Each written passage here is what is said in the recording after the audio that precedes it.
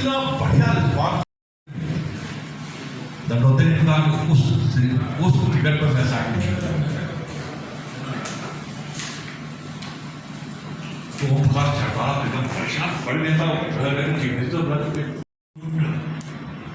some books commemorating that socialist international conference in Delhi. So he used to treat us. In fact, Arunji will tell more about because the association of Arunji is longer than I do, because he was there already during 77 onwards. They were with him, so he had an opportunity to work with Kanav-Teji and Limaji more than I do, but the many contributions he made in this country. For socialist movement, though Socialist Party was divided amongst Samyukta Socialist Party and Praja Socialist Party, though some of them remained here, some of them remained there, but when it comes to the spreading of this socialist movement and activities, everybody's contribution, particularly Madhu Dargawati's contribution and Madhu Limai's contribution, cannot be forgotten in this country. There, Madhu Limaiji is so many books he wrote, including the social movements, origin and growth, his influence on the people of this country. Approach was socialist SSP's approach was with strong and socialist by Praja Socialist Party's work was more based on theories, and so they differed on the approach of their implementation part of it, but otherwise they contain mostly the theme is same. So we remember these two legends of socialist movement in this country after Loya, Acharya and other great leaders. So when during Janata Party, when it is out of power, so we have seen them much closer at their activities, how they contributed to the growth of the party, and particularly Madhu Limaiji, who fought for Goa liberation, and we heard many stories about that movement. He got a lot of lathis on his body. That's what Surendra Mohanji and other great leaders used to tell about how they contributed. So I must congratulate for similar meetings there in this part of it. So once again I compliment Gopal Singh for taking initiative in Hyderabad for organizing this meeting, and I hope the centenary year in Hyderabad, where all of us will work very hard to Abhishek ji इस कार्यक्रम को करने के पहले जब मैंने दिल्ली में कार्यक्रम किया था नवदेव जी का, उसके पहले हम लोग मधु लिमाई की जन्म शताब्दी मना रहे थे।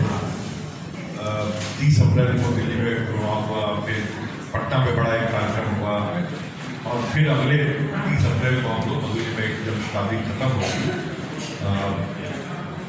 23 में। तो हम बड़ा कार्यक्रम एक दिल्ली में करेंगे। मेरे दिमाग में बार बार ये आता था और उसका संदर्भ मैं ले रहा हूँ कि अभी जयपाल रेड्डी की के नाम पे कार्यक्रम बहुत सारे हो रहे हैं।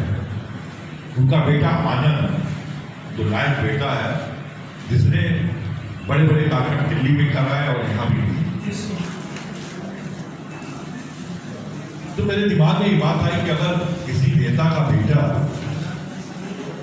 आर्थिक रूप से संपन्न न हो या राजनीति में न हो, और राजनीति में हो भी और उसके पिता की जात के नाम से या उसके पैसे की वजह से उनको कोई लाभ नहीं मिलने वाला है, तो उन नेताओं को कोई याद नहीं है। यह गजब का देश है कि जहां महात्मा गांधी को भी लोग भूल जाते हैं।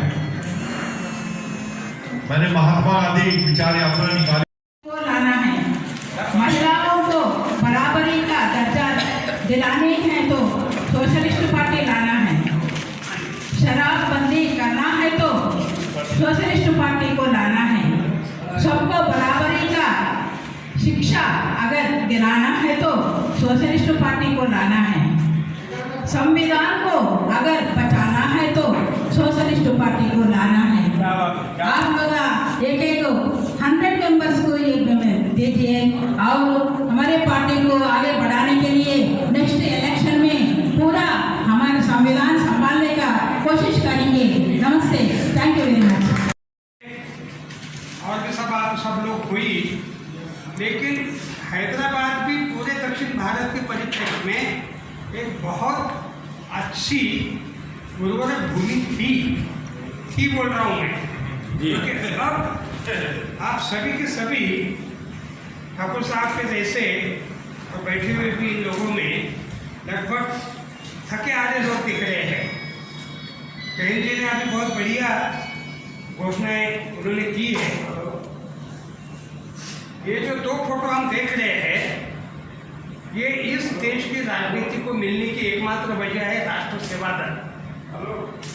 दोनों का बचपन होश आया तब से आरएसएस के पैरेलल सोशलिस्टों ने 1941 में एक छोटा बच्चों का संगठन शुरू किया था जिसका नाम था राष्ट्र सेवा दल।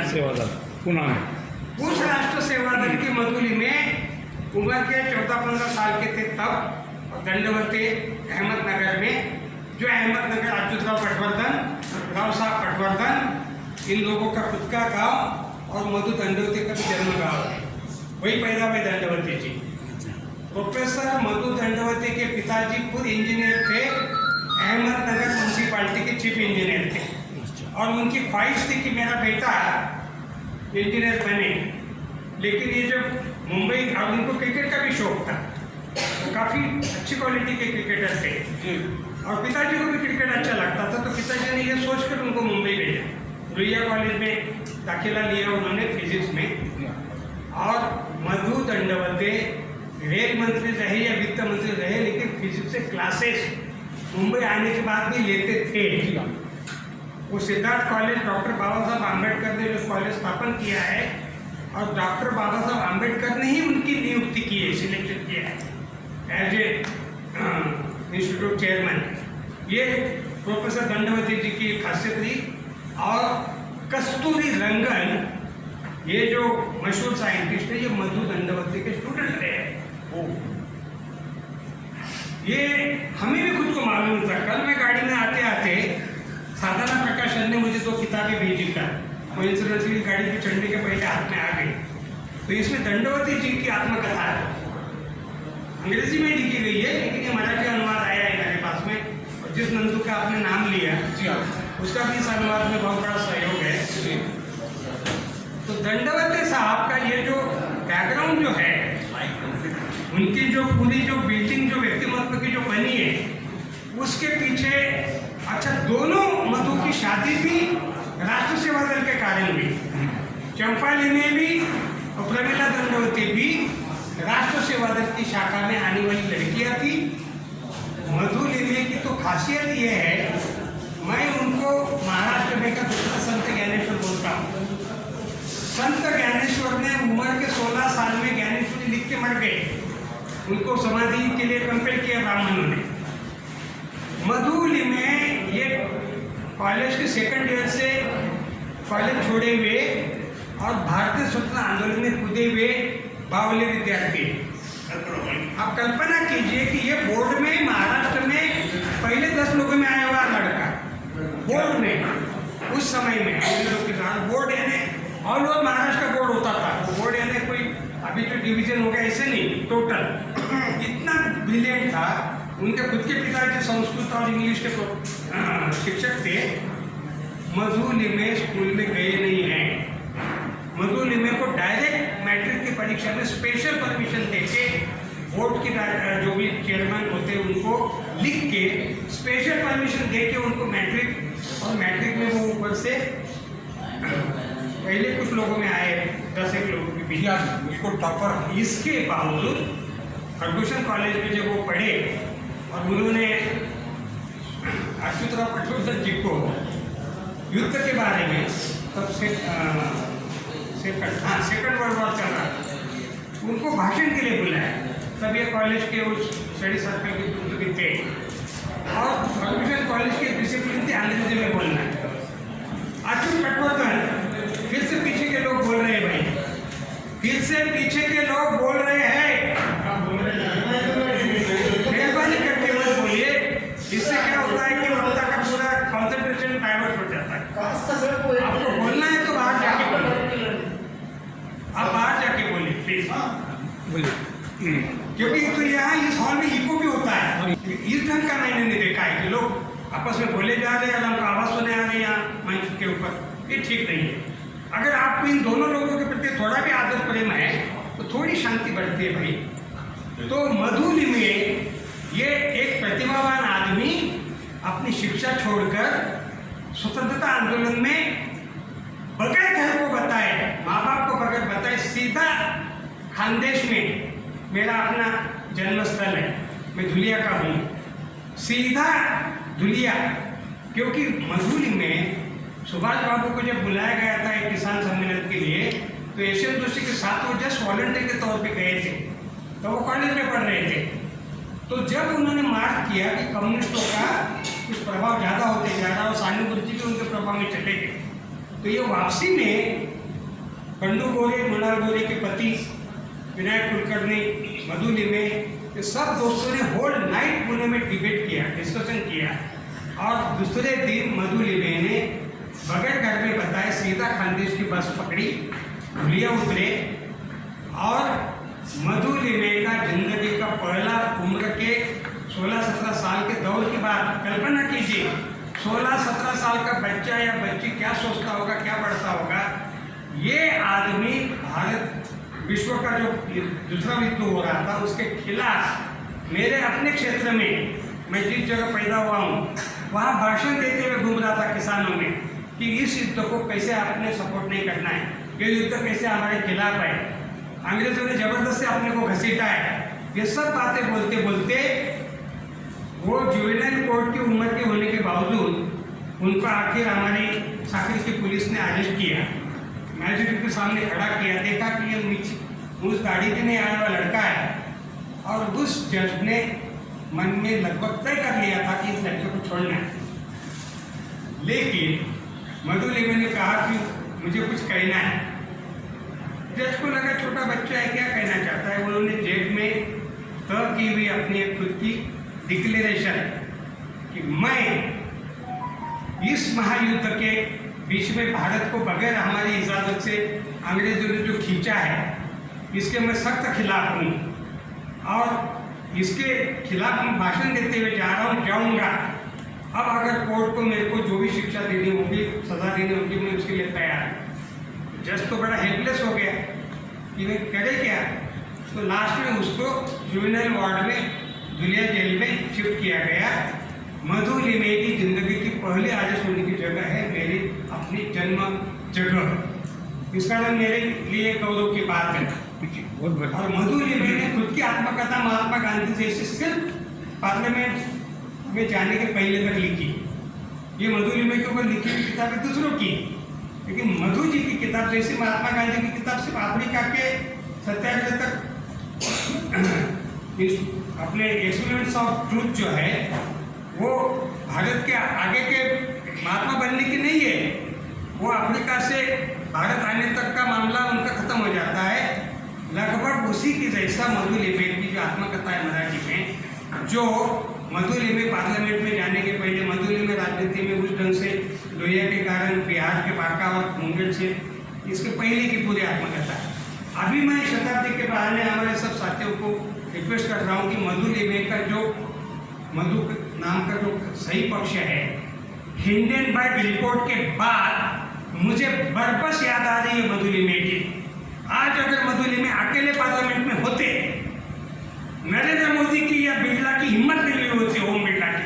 क्या बात है। ये ऐसा आदमी था कि जिसने धर्मा तेजा से लेके, जिसने केशवानंद भारती से लेके बहुत बड़े वकील साहब के सामने बैठे, देश के ऐसे कई महत्वपूर्ण घोटाले, नगरवाला से लेके मशहूर 6 से 7 घोटाले हैं जिनके बारे में मधु लिमे ने पूरी पार्लियामेंट ठप करके रख दी थी।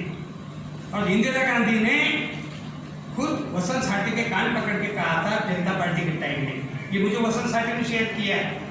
मैं दिल्ली जाता था तो क्योंकि पुराने सोशलिस्ट है तो मैं कभी कभी चला जाता था, तो वसंत साठी बोलने की सुरे मराठी में बोला, भाई हम लोग इंदिरा जी को भाई बोलते हैं महाराष्ट्र में। भाई ने मेरे कान पकड़े, बोले तुम्हारे मधु के कारण। एक मधु लिमे बोले पूरी पार्लियामेंट बोले ठप कर देता था। बोला वो भी नियम कानून के तहत, दंगा मस्ती करके नहीं, हो हल्ला करके नहीं, पार्लियामेंट के नियमों का पूरा सहारा लेकर एक एक नियम का आधार बता के खुद स्पीकर को, जो स्पीकर भी खुद हैरान हो जाता था और स्पीकर की मजबूरी हो जाती थी कि इनको रोके कैसे। इस ढंग का पार्लियामेंटेरियन भारत के पार्लियामेंट के इतिहास में अभी भी मुझे याद नहीं आ रहा है। सही है, अभी भी सही है। बहुत सारे लोगों का अलग अलग कोई ऐसा भाषण देता, कोई ऐसा, लेकिन मधु लिमे एकमात्र पार्लियामेंटेरियन था। पार्लियामेंट के जो लाइब्रेरियन है उनका एक इंटरव्यू मैंने पढ़ा कि ये एक ही पार्लियामेंट मेंबर है जो हमारे लाइब्रेरी का सबसे ज़्यादा उपयोग करता है और टैक्सी भर के किताबें ले जाता है, क्योंकि अगले दिन या 2 दिन बाद उनको पार्लियामेंट में भाषण करने के लिए ऐसा ज्ञान योद्धा, एक तरह का ऐसा ज्ञानी आदमी 1982 में ऑल ऑफ सडन बटन दबाई देता, पार्लियामेंट से ही नहीं राजनीति से रुक गए। 50 बार उनको कहा गया, मुलायम सिंह ने ऑफर दी और कई लोगों ने कहा कि हम आपको राज्यसभा भेजते। मधु लिमे 1982 के बाद में दोबारा राजनीति में सक्रिय नहीं हुए।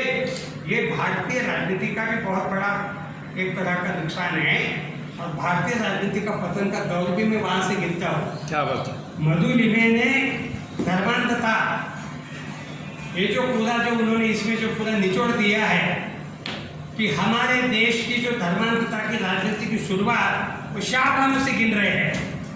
1985-86 का एक मुस्लिम औरत सिर्फ 300-400 या 200 रुपये मांग रही थी एलिमोनी, वकील साहब सामने बैठे हुए, और उस औरत के खुद के शोहर तलाकशुदा औरतों के वकील थे और ये औरत सिर्फ 100-200 रुपये उस जमाने में मांग रही थी।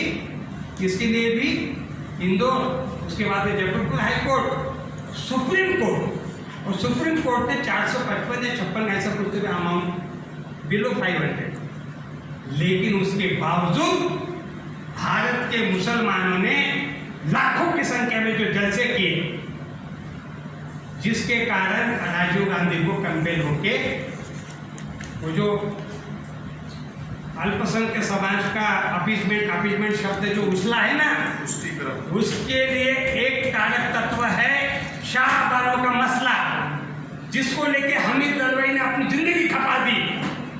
मुझे फक्र है कि हामिद दलवाई भी राष्ट्रीय सेवा दल के प्रोडक्ट थे। सही है। हामिद दलवाई चिपळूण के कोकण की शाखा के प्रोडक्ट थे, हुसैन दलवाई के बड़े भाई। और हामिद दलवाई का जो क्रेडेंशियल सेकुलर जो बना है, इस्लाम के 1500 साल के इतिहास में ऐसा रिपब्लिक मुसलमान केमाल पाशा के बाद में दूसरा नहीं है। वो हामिद दलवाई कॉमन सिविल की बात 1966 में बोल रहे थे। उनका मोर्चा का फोटो है 1966 में महाराष्ट्र के असेंबली के ऊपर। ये बात करने वाले हामिद दलवाई की कॉमन सिविल कोड की भाषा आज किसके मुंह में आई है और किस सेंस में आई है? क्योंकि उसी 66 में माधवराव सदाशिव गोलवलकर ने नवा काल में अपना साक्षात्कार दिया है। मैं मुसलमानों को हिंदुओं के बराबर का दर्जा देने के सख्त खिलाफ हूँ और इसलिए उनको कॉमन सिविल कोड देना नहीं चाहिए। ये गोलवलकर का रिटर्न डॉक्यूमेंट है, माधवराव सदाशिव गोलवलकर का, सेकंड आरएसएस हेड का। देखिए कैसे दोगले लोग होते हैं।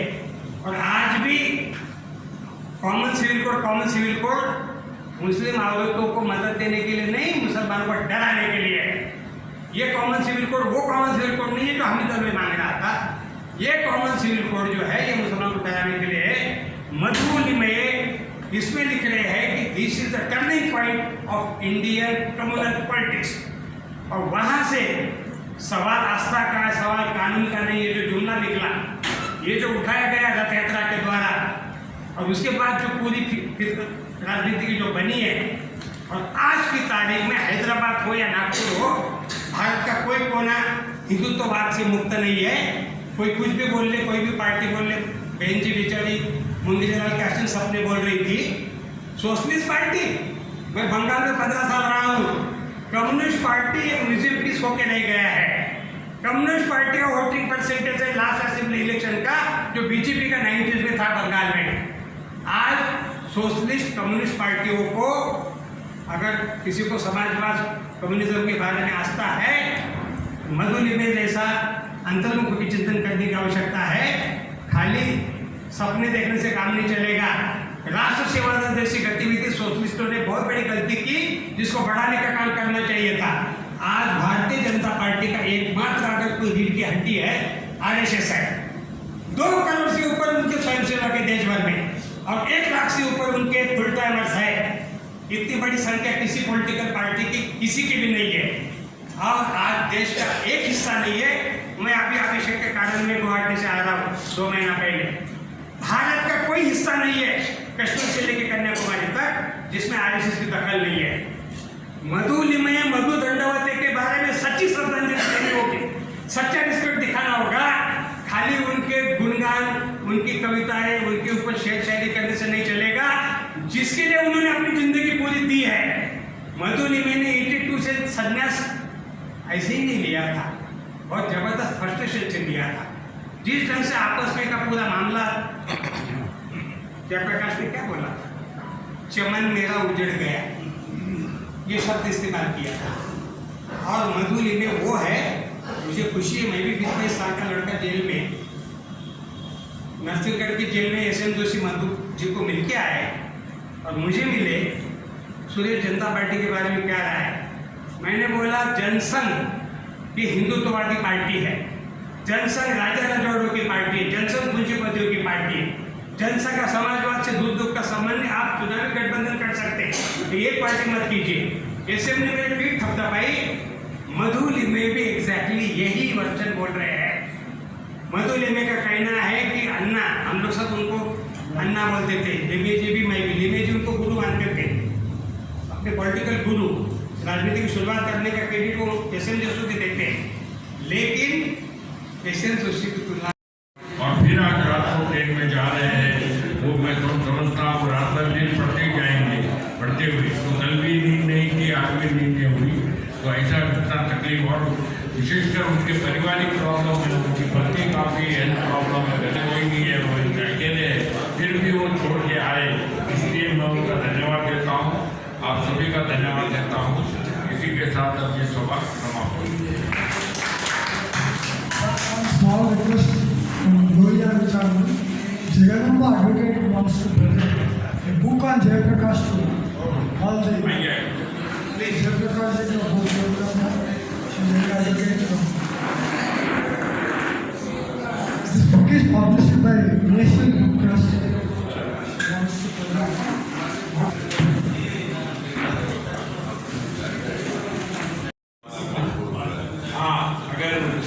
आप लोग में से कोई कहना चाहते हैं तो वो शंकर हुए मेरे ख्याल से डी शंकर जी कुछ बात है आपको। सूरी साहब आप बोलिए। अरे सूरी साहब बोलिए। ये भी जनरल यहाँ के यहाँ जितने भी समाजवादी आंदोलन के शुभ चिंतक और कुछ समाजवादी आंदोलन के साथी सब लोगों को देख के आज बड़ी खुशी हो रही है। आज हम लिमायत जी और दंडवती जी का दोनों का जो शताब्दी जो सेंटनरी कर रहे हैं, तो दो एक अलग चीज़ है।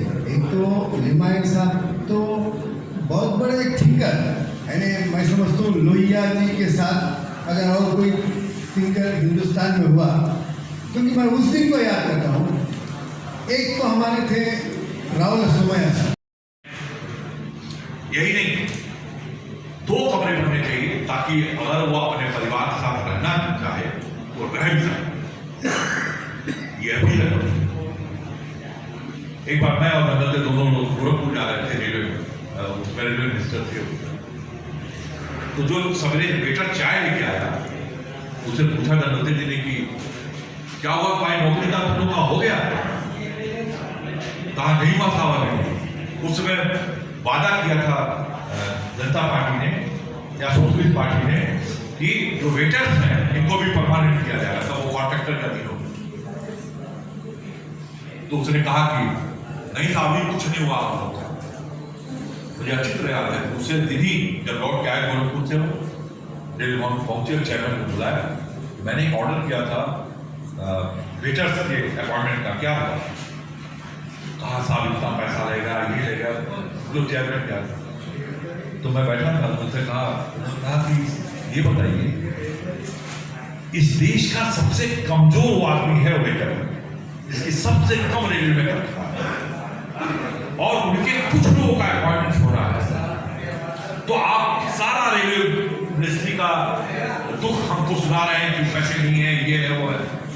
और अभी आप लोगों का कोई काम हो तो आप आ जाएंगे, जिसमें कुल 1500 अफसरों का फायदा होने वाला हो और करोड़ों रुपया खर्च होने वाला हो, तो आप ले आएंगे इस्तेमाल अभी करेंगे।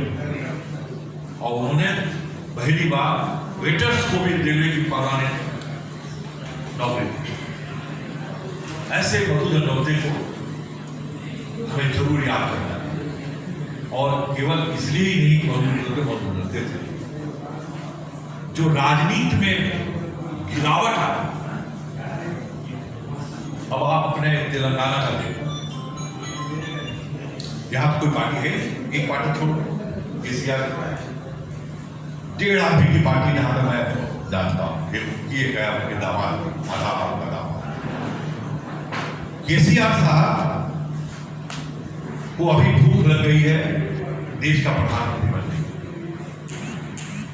और वो जवाहरलाल नेहरू के पद चिन्ह में नहीं चल रहे हैं डेमोक्रेसी के लिए, डॉक्टर लोहिया के पद चिन्हों में नहीं चल रहे, सीधे मोदी के पद चिन्हों में। जैसे मोदी ने पूरे देश में एक एजेंसी के माध्यम से कि गुजरात इस देश का सबसे मॉडल प्रदेश है, इतने विज्ञापन उस समय हुए थे और इतनी परिचर्चा होती थी कि देश में गुजरात एक मॉडल स्टेट बन गया है।